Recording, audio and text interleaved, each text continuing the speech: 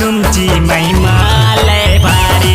अहो शंकराचे पोरा तुमची महिमा लय भारी। गणपती बाप्पा मोरया, मंगल मूर्ती मोरया।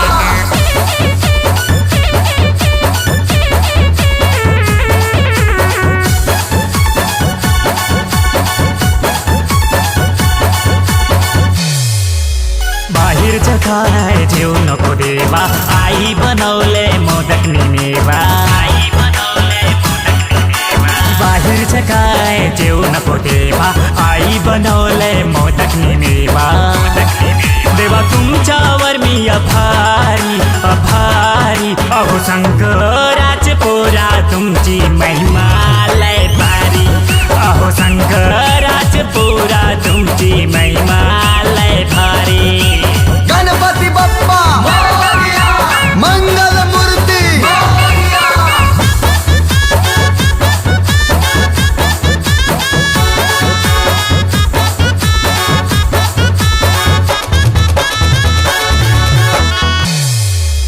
बाहेर कुठे जाऊ नको देवा, बजरंग बोलवले घरी या देवा।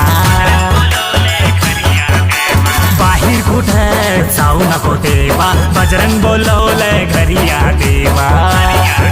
तेव्हा तुम्ही माझा उपकारी उपकारी। अहो शंकराचे पोरा तुमची महिमा लय भारी। अहो शंकराचे पोरा तुमची महिमा